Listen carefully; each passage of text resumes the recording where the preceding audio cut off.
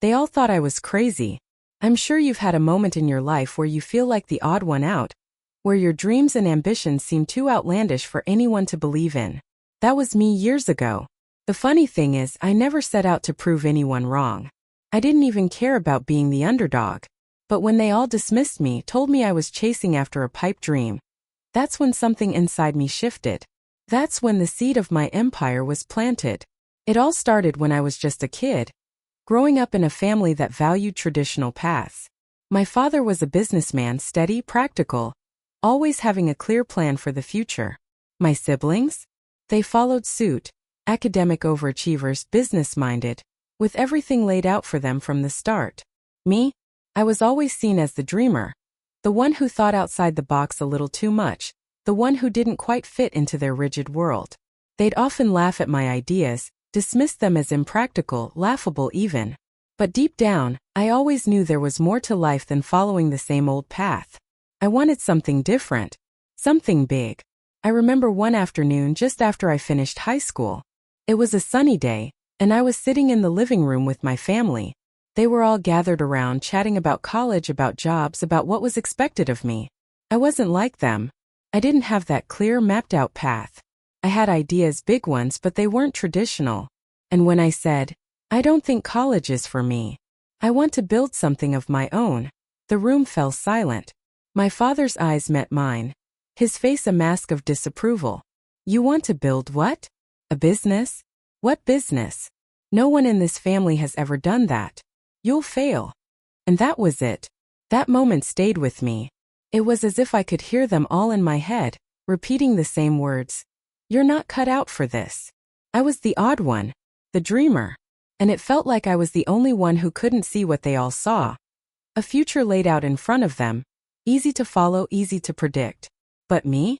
I was lost, standing at a crossroads where I couldn't follow in their footsteps. I left for a while. I didn't go to college. I didn't follow the safe path. I spent my days working odd jobs, learning the ropes of the business world by getting my hands dirty, talking to entrepreneurs, picking up whatever skills I could find. It wasn't glamorous, but it was mine. I wasn't chasing the dream they wanted for me. I was chasing my own. They called me crazy, irresponsible, like I was wasting my time. But I didn't care. I had a vision, and I knew I would prove them wrong. Then one day, after years of hard work, I found my first break. It wasn't much, but it was enough to get started. I secured a small investment, partnered with a few like-minded people, and began working on my business idea. It wasn't perfect, but it was mine. And when I presented my idea to the family, the laughter began again. You've got to be kidding, my brother said. What's this, some new get-rich-quick scheme? You're going to fail like everyone else who thinks they can make it on their own. The doubts, the laughter, it only made me more determined. I would show them. I wasn't crazy. I was smart. I was capable. And they would see that. The business began to grow slowly, but there were moments, countless moments, when I felt like giving up. Every failure, every rejection, every setback pushed me to the edge. I could hear my father's voice in my head telling me I would fail. But I kept going. I didn't have much, but I had a vision. And more importantly, I had the belief that one day the world would see it too. One evening, just as I was starting to turn the corner with my business, I received an email that would change everything. A big investor wanted to meet me. This was my chance. But I knew it wouldn't be easy. I didn't have the polished pitch that the others had. I didn't have the background or the support. But I did have passion. And that night I stepped into that meeting room and told my story. Everything that I had worked for, the years of failure and self-doubt, the late nights, the sacrifices. I told them how my vision would change the industry. And to my surprise, they bought in. They saw what I saw. It wasn't just about money, it was about believing in something bigger. That was the moment. That was when I knew I was on my way to something huge. And I had only just begun. With the new investment, things started to take off. First, it was a slow and steady climb. I had the resources now, but there were still people who doubted me, still those who looked at me like I was the crazy dreamer. Even my family, though they couldn't deny the success, still questioned whether I could keep it going. I remember a conversation with my father shortly after the first big success. I had secured a large contract, and the business was finally becoming profitable. He sat across from me, still skeptical, his eyes full of the same doubt that had been there for years. "It's just a phase," he said. "You'll never be able to scale it. Businesses like yours don't last." But this time his words didn't hurt like they used to. They didn't shake me. I had built something real. I knew what I was doing. And as I watched the numbers grow and the company expand, I realized something. I had already won. By now, I wasn't just operating a small business. I was building an empire quietly behind the scenes. I started making strategic investments, quietly acquiring assets that would give me more control in the industry. I knew that to really make a difference, I had to play the long game. I didn't need the spotlight or the praise. I just needed the resources to grow. So I kept building. But with every new success, the tension with my family grew. My siblings, who had always been the ones in charge, the ones who had inherited the right to success, couldn't understand why I was suddenly thriving. They started questioning how I was doing it, what I was really up to. My brother called me one day and asked, "What's really going on? You're not telling us everything. Are you hiding something?" I smiled. I didn't answer. But I knew that I had to keep moving forward, quietly, steadily, until they couldn't ignore me anymore. They would eventually see. They had no idea what was coming. And then came the breakthrough that would change everything. I secured a deal that would make my company one of the largest players in the industry. It wasn't just a business win, it was a game changer. This deal would allow me to expand globally, creating partnerships that were too big for anyone to ignore. And I knew that with this I had finally made it. But as the business grew, so did the challenges.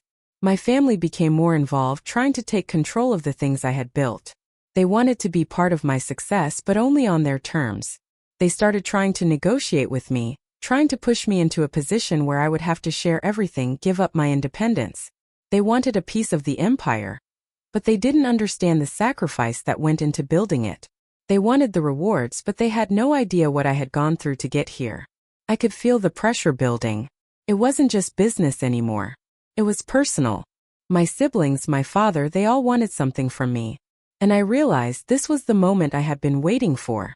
It was time to take the final step and show them what I had really built. The days leading up to the family gathering felt like an eternity. I knew that the moment of truth was coming. I had spent years building something they had all laughed at. I had quietly amassed a fortune and transformed a small venture into something unrecognizable from the business they had so easily dismissed. The time had finally arrived for them to see it for what it was, a real empire. It was a Saturday evening when we all gathered at my parents' house, just like we always had. The old wooden table, where so many family dinners had been served, now seemed to hold more weight than ever. I knew this meal would be different. There was an air of tension, an undercurrent of something unspoken.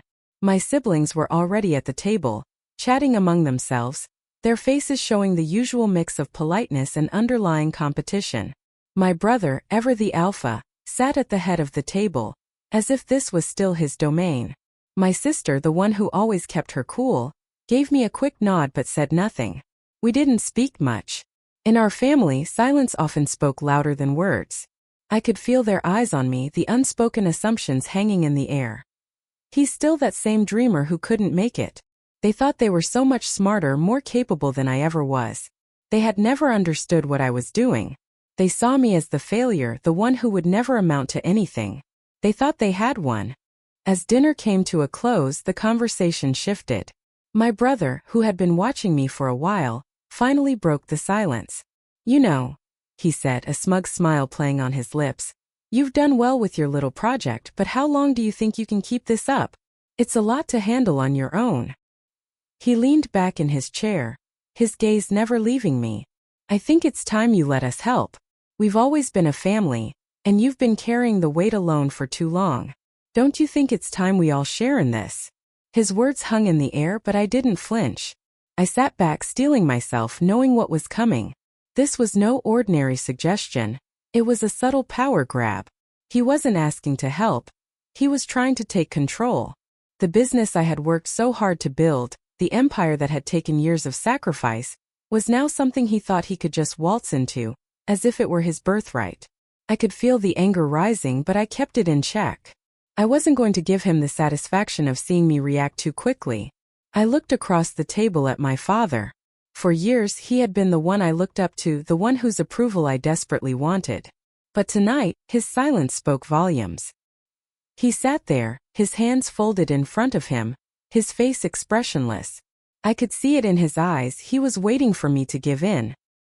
He had always expected me to follow in his footsteps, to play the part of the obedient son. But not this time. This time I was in control. I had built something real, and no one was taking it from me.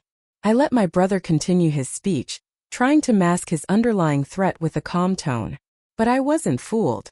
He wasn't offering help, he was offering control. And I wasn't about to let that happen. Maybe you're right, I said, my voice calm but firm. Maybe I've been doing this all on my own for too long. But the truth is, this business, this empire isn't just about making money. It's about building something that lasts, something that wasn't handed to me.